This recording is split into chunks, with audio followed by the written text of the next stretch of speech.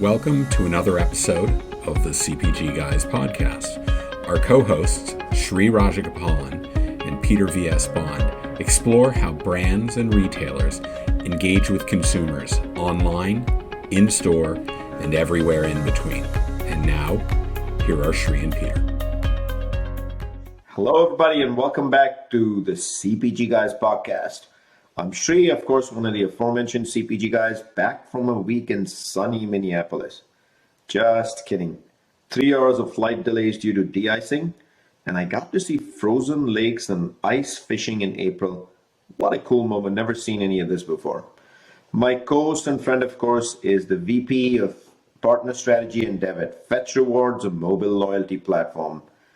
Mr. Bond, today is a very special day. It's the day known as number 42 because it's Jackie Robinson Day. And all major league players, the Yankees, Dodgers, will all wear the number 42 somewhere on the shirt in commemoration, a day that changed the history of our country and made baseball one of our national pastimes. Mr. Bond, what do you think? And April 15th is, I'll say this. We're on this April 15th. For the Christian faith, it's Good Friday. It's the beginning of Passover for the Jewish faith. And for the religion as known as the Church of Baseball, there is no more sacred day than April 15th. Particularly today marks 75 years since Jackie Robinson entered into Major League Baseball and broke the color barrier. So a phenomenal day for baseball. Everyone, as you mentioned, in Major League Baseball will don the number 42 in Dodger blue, and it brings the entire game together. So I'm really excited about it, Shri. I know that you and I were trying to get to a Dodger game in Minneapolis this week. Due to some rain, we pivoted and ended up going to a Timberwolves playoff game, but in any event, it was a fun to be had by all, and yes, there was still ice on the ground in Minneapolis. Still a little shocking, but you know what they say in Minneapolis, there are only 2 seasons, winter and the 4th of July. We know what we got this week. You know, but the interesting thing, what were the odds, Peter, that the Timberwolves game would actually have another LA team, the Clippers, on the same day? And it wasn't the LA fans that were rowdy, or maybe it was, I'm not sure. But a week has passed by since the season kicked off. The Yanks and Dodgers are showing mediocre performance improvements over last year. So, but you know what? 155 games to go. Your and my religion is baseball. We'll stay optimistic. The one other thing I did want to point out, happy Easter, everybody. But people like me who are actually from the Hindu faith, for many of us who actually were raised in India and originally Hindu, today is actually New Year's Day. So let me just wish people mostly from India a happy New Year as well today. All right, Peter, let me remind our audience that all of our content, over 190 episodes, a whopping 190 plus episodes, may be found by visiting cpgguys.com. If you aren't already following us on LinkedIn, it's easy. All you have to do is go to a browser, type cpgguys.com, and go to LinkedIn. Or you can go to LinkedIn. On LinkedIn, on the search bar, you can type CPG Guys and hit the blue plus button, which is also the follow button. That way you'll get to see all of our content. The best thing about it, it doesn't cost you a penny. Do you know we're in partnership with Next Up? The network of executive women, now rebranded. In the middle of every Wednesday podcast episode is hidden an Easter egg with a message from Next Up. Download, tune in, listen. Special thank you to all of you for your 11.7K followers that you have given us, growing every single day very rapidly. Peter and I cannot say thank you enough times. It's funny now that business meetings, life, the number of messages you'll send us in LinkedIn, personalized messages, and now even on Instagram, we cannot be more thankful. We've, of course, launched a second podcast called the FMCG Guys, which takes the CPG Guys format of omnichannel digital exploration to the European market. Our friends, Efrain and Daniel, are the hosts based in Europe, and will be talking with FMCG retail thought leaders about the transformation happening on the other side of the Atlantic Ocean.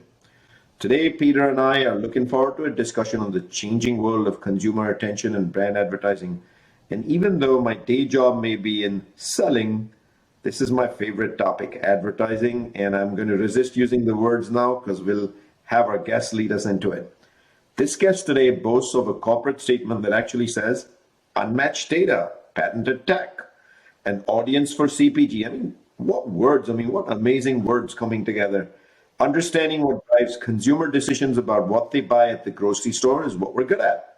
We offer a unique approach to aligning CPG brands with category relevant consumers, creating a data driven connection based upon prior engagement and activity. That tells me there's data in the mix, there's tech in the mix, there's AI in the mix, and there's advertising in the mix. How about that, Peter? Therefore, this episode is in partnership with none other than AdAdapted, who will decompose what's new in the media world and consumer engagement in moments that matter with targeting. Welcome to the show, the CPG Guys, Molly McFarland, their co-founder and chief revenue officer. Molly, welcome to the CPG Guys podcast. Thank you guys so much. I'm excited to be here. And Molly, before we get into the Q&A section of the podcast, we'd love to know the origin of how that company name came about. And would you please first tell us also about where we can learn more and the audience can about AdAdapted, and would you give them a brief overview of what you do for them? Yeah, definitely. So the name just rolls off the tongue, AdAdapted, right? No, we started it about 10 years ago. We started the company, and at that time, what we were seeing was everything about advertising was about to change because of the proliferation of smartphones. Like, people were just changing how they shopped, and so it's a little on the nose. But at the time, we were thinking, all right, everyone's going to really have to adapt how they think about advertising, adapt how they think about marketing. So that's how we came with AdAdapted. But I know it's a mouthful, so we'll listen if you say adapt or AdAdapt or all the other things that people call us. But yeah, that's how we came up with it. I am CRO, so I'm one of the founders and the CRO. That means that I focus on everything from sales, marketing, partnerships, CS, everything that's go-to-market about our business. My other co-founder, Mike Peterson, he's CEO, and he focuses on the ops and the product and investors and everything else there. Yeah, I guess that's a good place to start. Thank you so much for that, Molly. For our audience, of course, we'll include hyperlinks to your LinkedIn page, the company page, and everything else you just spoke of in our digital liner notes. Let's jump right in. And the first one, Molly, is actually fairly straightforward. You know, I was trolling you on LinkedIn and I found out that you've been with AdAdapted over 10 years. Take us through how this decade is shaped up for y'all in the company and how you've become one of the advertising leaders today. How were those early days, and then how were those mid-years, and where are you now? It's crazy that it's been 10 years. I think one of the things that makes it feel shorter is that the first couple of years we didn't grow very quickly. So it really was just a couple of people sort of trying to learn what we didn't know. Mike and I actually met at a different startup. So he's the tech genius for sure. And I found myself on a lot of sales calls with him because I was director of marketing. He knew everything about the technology at this other startup. And it's 2012 and we're talking to all these marketers and all these advertisers. And what kept coming up over and over and over again was this tsunami that was coming around smartphones, right? Smartphones were about to change everything. Mobile had been around forever, but smartphones were intersecting with consumer behavior in a way that no one had seen before. At the time, at least the clients we were talking to were really focused on things like formats. So they were focused on, we have to shrink down our website, we have to shrink down our newsletters, we have to think about ads that sort of adapt to these changing dynamic dimensions. But what Mike and I were seeing was something that was going to go way beyond that. We were seeing that people were planning, shopping, just doing everything differently because these digital environments were shaping their behavior. So, for example, all you really had to do at the time was walk through any grocery store and you would see, people walking up to shelf. They'd be looking at their phones. They would look back up at the shelf. They would look back down to their phones. They would look at the shelf, they would reach up, they would grab something and put it into their basket. That was huge. And it started with just a couple of people, and then it was half the people in the grocery store. Then it was almost everybody in the grocery store. And the question at the time was, what are they looking at, right? Like, what are they looking at? What's shaping this behavior? Back then, it was things like Notepad and texting, like anything that people could do to remember what they were going to buy. They were leaving pen and paper at home, and now they were jotting it down on their phone. But quickly after that, you had app developers that were actually building in list functionality, building in ways for consumers to remember what they wanted to buy later. That was the aha moment for Mike and me, because what we realized then was every CPG in the country was going to want to know what those apps were that people were using. They were going to want to know who was using them. They were going to want to know what they were putting on their list, and they were going to know how to get their products there. So that was it. That's where we were like, oh my God, we need to get into this and figure it out. But we didn't know anything, right? We had this idea. It's that whole adage of, 1% inspiration, 99% perspiration. So we had the 1% inspiration, but that's about all we had in 2012. So the next few years was just learning. And Mike and I pretty much used every ounce of social currency we had to get meetings, beg, barter, steal our way into meetings so we could talk to the right people. They could teach us what we needed to know about advertising, teach us what we needed to know about what CPGs wanted to see from a solution. The big break that we got was 2015. So, 3 or 4 years into it, we got accepted to the Brandery. The Brandery was an accelerator down in Cincinnati, backed by P&G and Kroger and 8451. So we moved down there, kind of, trial by fire, learned a ton from the P&G marketers. As you guys know, Cincinnati's kind of a crazy microcosm for marketing CPG genius, because you have kind of a mid-sized city with a ton of experts down there, and we learned a lot. I'll stop there. Is that, I can keep going or stop there for the... No, bring it on, Molly. Let's hear where you are today, right? So that's P&G, that's in the past, and now how did that lead to where you are today? Yeah, for sure. Okay, so as part of that experience, we got exposure to everybody from, advertisers, the brand strategists, the creatives, the data and insights people. All of those people were part of this accelerator experience, all the way up to Mark Pritchard, which was a terrifying meeting if you're a fairly new startup founder and you're talking to Mark Pritchard of P&G, but still fun, sort of, inspiring. But we walked out of that experience realizing a couple things, that yes, people were interested in what the message that we were bringing to the table, getting products onto the list, but that for it to be a solution that had any value, we had to make it scalable. We had to make sure that the data that we had was differentiated and had actionable insights that advertisers could use, and it had to be measurable. If we couldn't pull those three things together into this shopping list marketing world that we were creating, into this getting products onto lists, then it would be for nothing, right? So that's really what we set out to build. That's the crux of what we set out to build. How do we get products onto a list and do it in a way that we can service these massive CPG advertisers, bring them something different, and make sure it's measurable? Hey, before Peter gets into the next one, congratulations on all the success. No easy feat. When you mentioned getting in front of P&G back in the days, I know exactly what you mean. Those guys know what they're talking about. It was good. It was terrifying, but it's the best way to learn, to throw yourself into that mix. Hey, Molly, welcome to the podcast. Sri and I are really happy to have you here. Before I get to my question, I'll just comment on your first response, which is you get to the heart of the issue that you talk about people walking into physical stores with their smartphones, and they're using them to do product research that could be to learn about the product, it could be pricing, there are a whole bunch of components. But the fact of the matter is, all too often, people in our industry think that e-commerce is one channel, brick and mortar is another approach, and there's not a lot of crossover.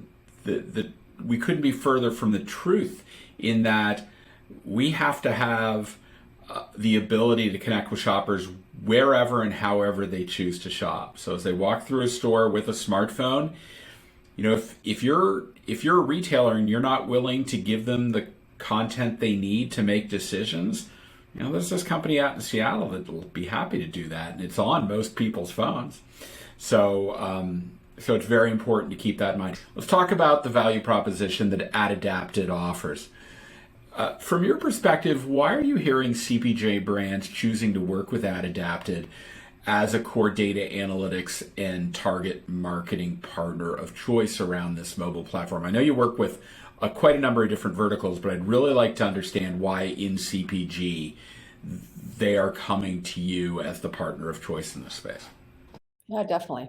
And we focus on CPG. We're just starting to get into some other verticals, but even those are pretty close, right? They're mostly things that are bought in a grocery store in one way, shape, or form. The reason our clients come to us is we're specialists in what we call shopping list marketing. So we partner with the apps that people are using to shop. We only partner with the publishers that we know people are using to shop and are getting close to the point of sale. When we partner with them, we integrate our technology, and that allows us to see the audiences that are using these digital platforms, using these apps, and what those audiences are planning on buying. So we get a lot of what we call pre-shop data that helps us create strategies to get our clients' products onto those lists so that those products are bought when people are ready to transact, whether that's in store or through an e-com experience.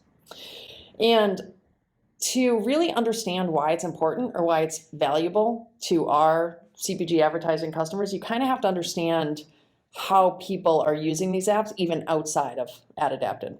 So there's apps out there, and I'll name some of our partners too, like AnyDo, which is a productivity app that people use to plan their week, but they also jot down the things that they want to buy. They have over 30 million downloads. You have recipe apps like Big Oven or BuzzFeed's Tasty with tens of millions of downloads where people are going to find inspiration for what they want to make, but also saving those ingredients to buy in store. You have straight up grocery list apps, things like Our Groceries, Listonic, Out of Milk. These are apps that people use to remember what they want to buy. They jot those things down. More and more retailer apps are starting to pop up too. So all of these are digital environments that people are using to remember what to buy when it's time to buy. Over 100 million people are using some sort of app on their phone to remember the things that they want to purchase later. And when you think about how they use them, it gets really interesting. So you guys know with CPG, people don't buy on a one-off basis. It's unlike other products where they might say, you know what, wow, that's a sweater I want to buy. I'm going to drop everything. I'm going to buy that now. Nobody does that for a jar of pasta sauce or a pack of pasta or anything like that. Nobody does that. Instead, what they do is all week long, they add those products to their list. They add those products to their basket, and they'll buy them all in one fell swoop. So imagine, I'll walk you through one of the apps that we work with, Out of Milk. Let's say one of the users that has that app is Jane. So again, this is outside of AdAdapted. Jane might only shop on Saturdays. She has Out of Milk downloaded on her phone so she can remember what she's going to buy. All week long, when Jane remembers to get something, she'll jot it down in Out of Milk. So if it's Monday morning and she realizes she's out of cereal, Jane will open up her phone, open up Out of Milk, and jot down cereal. If it's Wednesday and she's talking to a friend about, a new conditioner or something, and she wants to try it, she'll open up Out of Milk and she'll jot down that conditioner name. If it's Friday and she gets an email from school saying her kids have potluck the next week, she'll open up Out of Milk and she'll add all the ingredients that she needs for that potluck. Naturally, that's what Jane is doing. Now, because we're integrated with Out of Milk, we see that. We see that Jane's opening her app. We see what she's adding. We know what kind of shopper Jane is. And then so we find opportunities to make sure that we're helping Jane build that basket. We serve her ads throughout the week for things that we know she'll like. When she clicks those ads, she can add it directly to her list. Whether it's inside the app or outside the app, we make it super easy for her to add. And so when Saturday rolls around, she's walking through the store, whether it's the products she added or the products we added, all those products make it into her basket and get purchased. There were two key messages, Molly, that I heard there.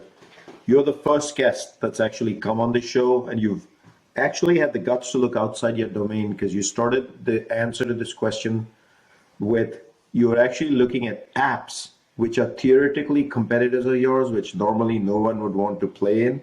And you're looking at even scheduling apps where you can bring audience from. The second thing I heard very clearly is you're very clear that when someone shops on a weekend or shops on a given day of the week, they're actually browsing all week and adding things to their cart. And therefore, for your clients, you're actually in the middle of the mix every single day, or every opportunity you have to influence what can go into the cart, which I think is generally a miss for the CPG industry. So well done on that.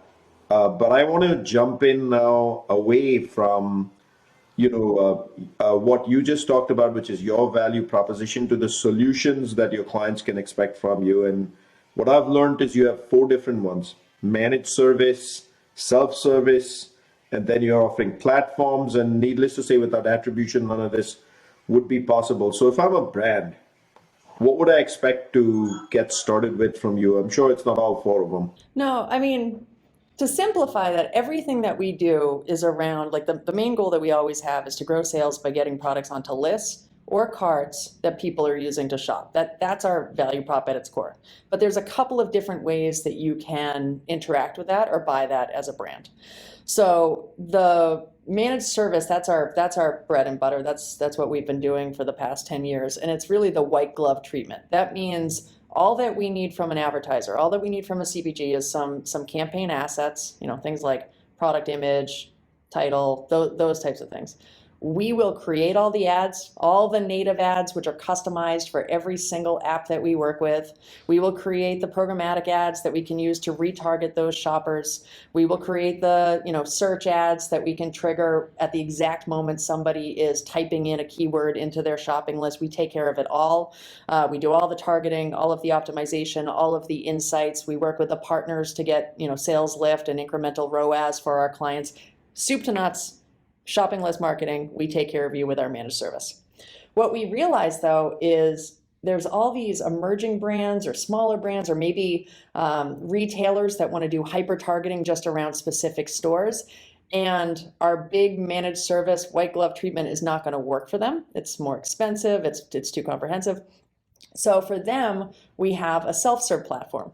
It allows smaller brands to tap into the power of add to list and shopping list marketing. It allows them to come in and run campaigns at whatever spend level they want to, but they still have that same value prop of reaching known shoppers and getting their products onto their list so they know they're going to be purchased when that consumer is ready to transact. In terms of data and insights, we don't even offer that as a full product right now. That's sort of additional or a added benefit of working with us. We can tell you things like, hey, we see the people that add your product to their list are also adding these types of products to their list.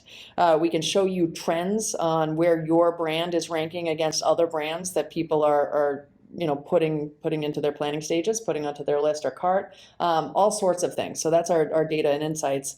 And then attribution, really nobody lets us grade our own homework anymore. So we work with different third parties, which is a good thing, I guess. It was easier when they didn't make us do it, but I think it's a good thing that they make us use third parties now.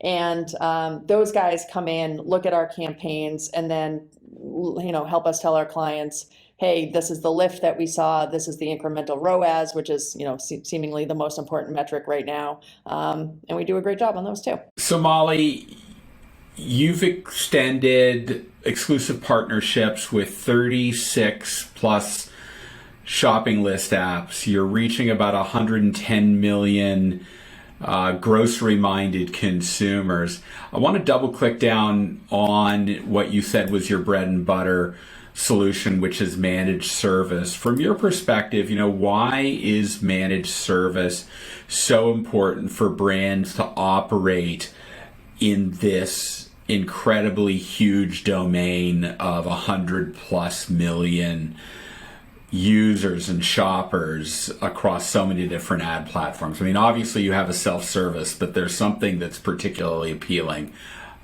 about. Yeah. Everything that we do is shopping list marketing. So we're experts on it, right? Well, there's a couple things too. So the inventory that we've opened up in these exclusive partnerships is unique to us, and it's first party inventory. Like, we own these placements across all the different apps that we're working with. We have a platform that was specifically designed to access those placements in a way that's scalable, but still making it look like these are native ads, highly customized ads in each one of these high touch shopping environments, which is all the different apps we work with. We also have first party data that is totally different than a lot of the other data that brands can collect, right? So it's specific to what people are adding to their list. We have data analysts that are looking at how people write different keywords. Our little quip is, You'd be shocked at how many different ways people spell yogurt. It's kind of crazy. But we can make sense of that. And so when you think about what we're able to do is we have, creative team, all they do is think about how to get people to add products to their list. We have an ad ops team. All they do is think about how to use data from the apps that we're working with to get a relevant shopper to add a product to their list or cart. We have data analysts and an insights team that can look at all of the different things that we see throughout a campaign and turn it into actionable insights that brand can use. We can't really just hand that over to be targeted in a programmatic way. You'd be missing out on a lot of the value that my team can unlock, and that's why there's still a place for managed service. That is pretty awesome. So I'll take for granted, based on what you said, and maybe we can decompose this a little bit later, that data and insights is part of your client partnerships, and your clients are leveraging that in a big way to actually improve what you said, ROAS, earlier today. A reminder to our audience that we're speaking to Molly, the CRO of AdAdapted, the leading advertising and contextual target marketing partner. Molly, what is your specific role, though, as CRO at AdAdapted? Who do you work with? And then how are you working every day on establishing partnerships, not just externally with brands, eventually probably with retailers, and then what about internal as well?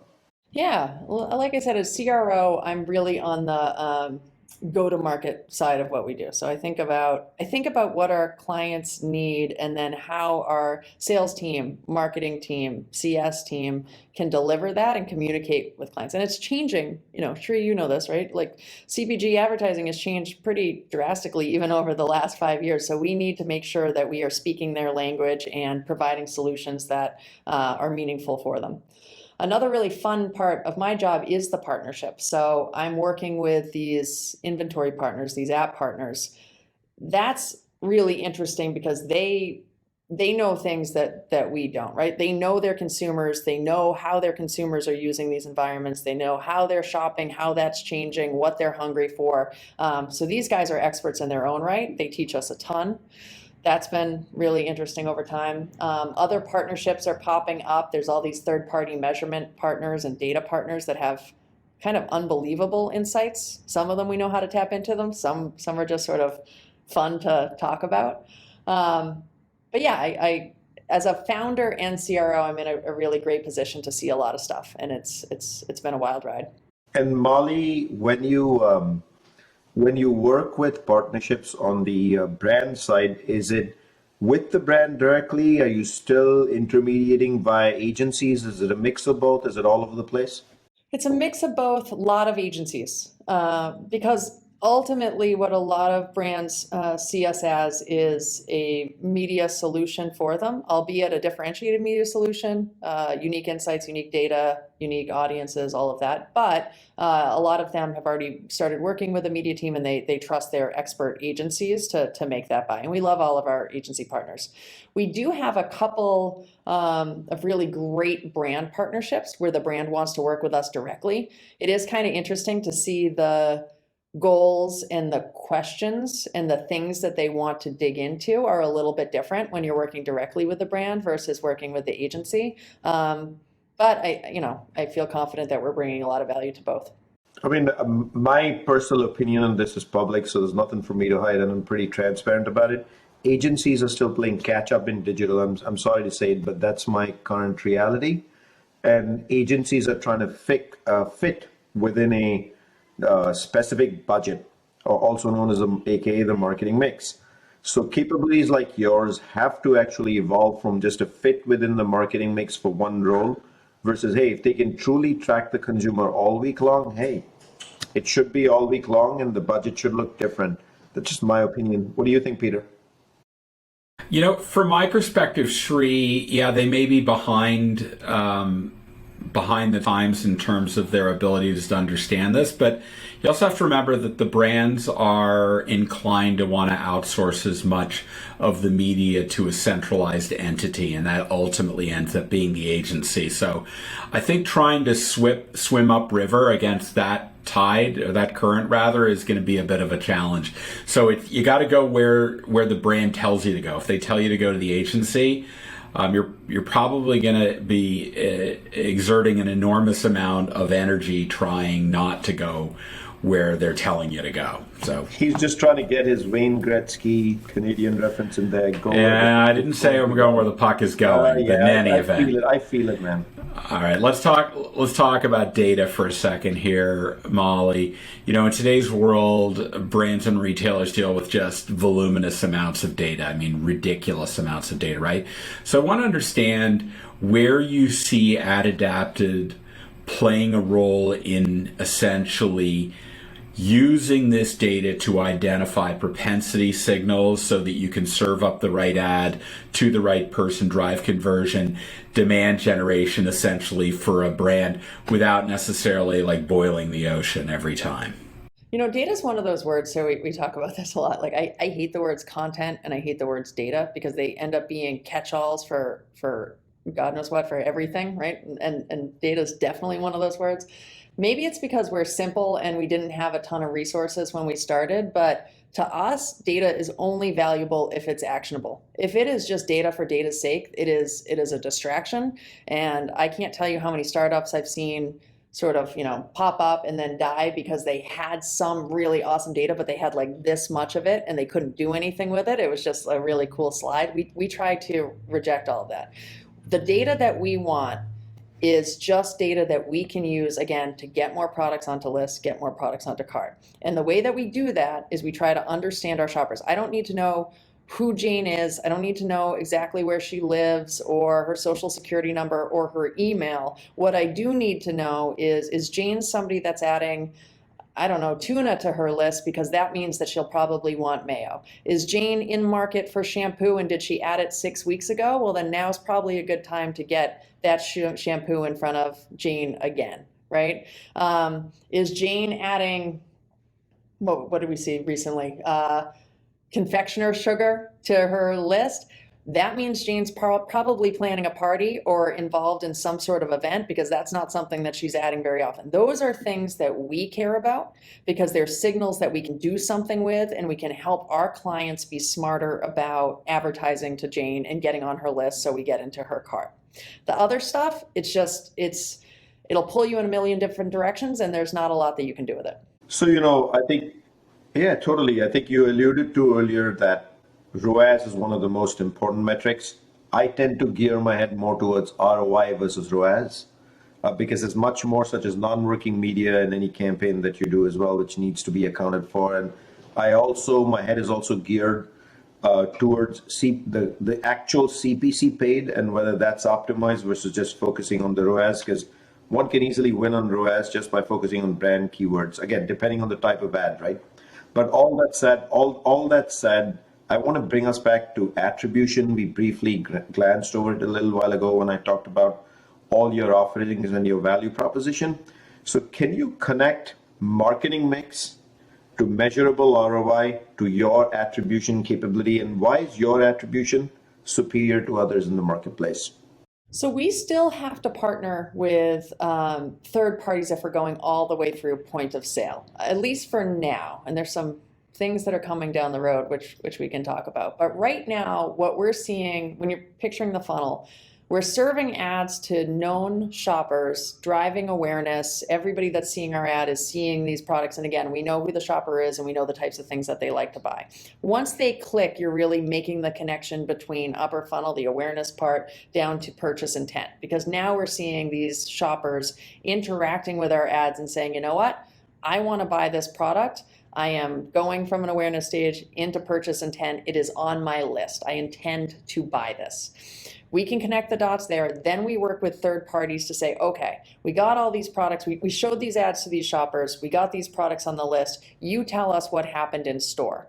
So we use a couple of different partners that are pulling from different data sets. We have one partner that we use pretty often, but often we'll have clients on the our advertising clients coming to us asking us to use their preferred measurement partner. But together, we're sort of able to tell that full story all the way from ad serve to awareness, all the way down to what actually got purchased. And that's how we're calculating ROAS and ROI.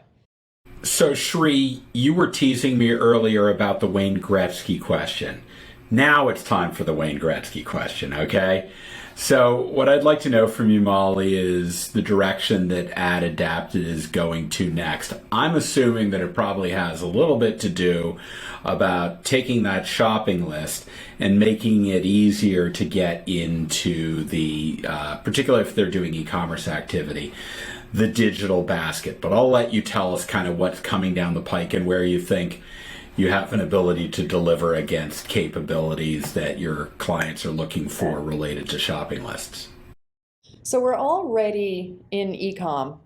So we're using the pre-shop data that we see to understand who these shoppers are, what they want to buy. And we're realizing, actually, one of you guys said this earlier, that shoppers are not just either e-com shoppers or in-store shoppers. We're seeing a lot, at least what we call hybrid shoppers, meaning someone like Jane who still goes in store and buys a lot of the things on her list in store, but is also making a cart in the background, right? So she's also making a cart and going to buy some of the things either from Walmart or Amazon or anywhere else, Instacart, and getting products either delivered or pick up. So we're already doing that a little bit. Where we see the puck going is after 10 years of being in shopping list marketing and watching consumer behavior, there's one truism that we've never seen any data against, right? And that is you have to make it insanely easy for somebody to add a product to their list or cart, or they will not do it. And right now, what we see is a lot of the solutions out there still have too many steps. I mean, it's the best that we have available right now, but if you're asking somebody to log in or go to product pages or do all of these extra things, every step in that process is going to lead to very significant drop-off to the point where, it's just not delivering a great return. So we have a couple of things in the mix. We have, one ad unit that we've released pretty recently that we're already seeing increasing performance by something like 27x just by cutting out one step. But in the background, we're working on some things that we think can go a lot further, cutting out even more steps, sort of turning how we think about targeting on its head and making sure that we can deliver things to list or carts really seamlessly. And honestly, that's what our patent's around. We didn't talk much about that, but AdAdapted does have a patent. It does kind of set us up nicely for the future, and we'll be leveraging it as much as we can. Should we be talking about the patent? I mean, I talk a lot about the patent. Let's do it.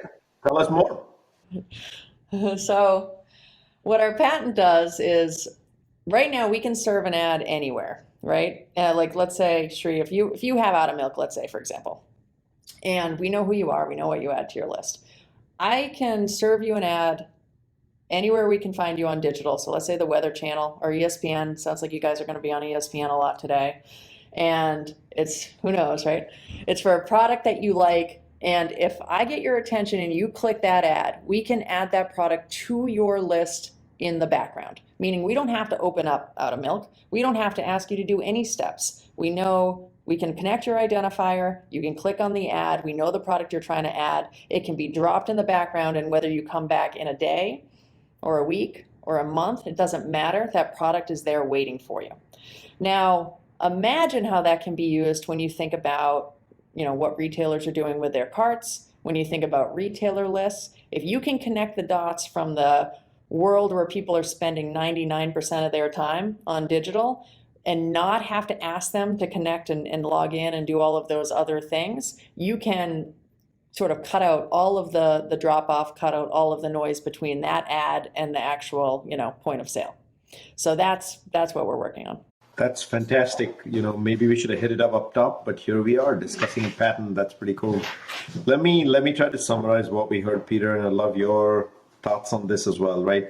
For me, the hello moment over here was right up top, right? When we started talking about a consumer and the experience being all week long, anytime it's meaningful, relevant, and the targeting opportunity shows up for the brand, not just at the moment she checks out, but at the moment she's browsing different devices, etc. You can bring all this stuff together, and she's top of mind in terms of contextual relevance is the best word I can kind of put out there.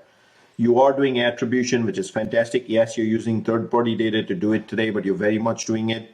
I loved hearing that you're part of the marketing mix because, yes, I'll admit it, the reality is unless you're partnering with an agency and you're part of a marketing mix, you're not going to get very far with such a capability because this capability has a big role and it needs to be in that marketing mix budget when it's planned in advance. And the most fun part of this conversation, the patent and what the future holds for you in Peter's favorite Canadian terminology from Wayne Gretzky. Thought, Peter?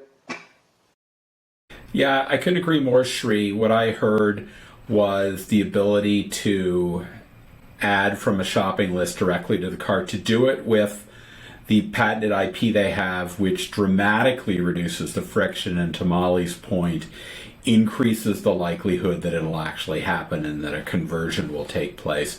And I do want to go back to their managed service business, which what I heard very clearly is, listen, a lot of brands just don't have the ability to manage this at scale.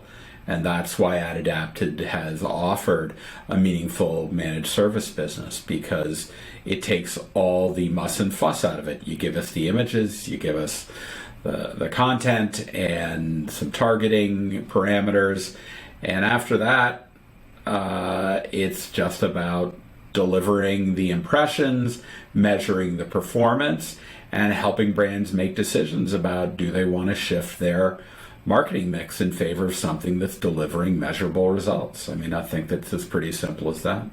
Awesome. Measurable results should always be the answer. So we will end on that. So let me remind our audience that you can find all our content at cpgguys.com by going to any browser. And of course, we love that you give us feedback. You tell us what you like, don't like about the show, who gets to come, what topics we discuss, and all of it. One easy way to do that is you can simply go to ratethispodcast.com/cpgguys, and you can leave us both a rating and a review.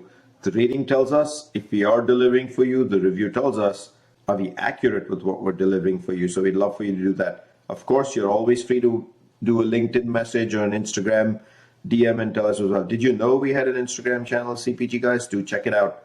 Molly, I can't thank you enough for appearing on the CPG Guys and for also giving us the extent of what AdAdapted does, as well as putting out your patent out there. So thank you so much for doing that. Thank you guys very much. This was a lot of fun. Mr. Bond, of course, all Molly's own LinkedIn profile, the company's profile, as well as all the website details she said earlier will be on the digital liner notes of this episode. Mr. Peter, a pleasure doing this with you, especially when we can talk media and we can get into some details. I love that.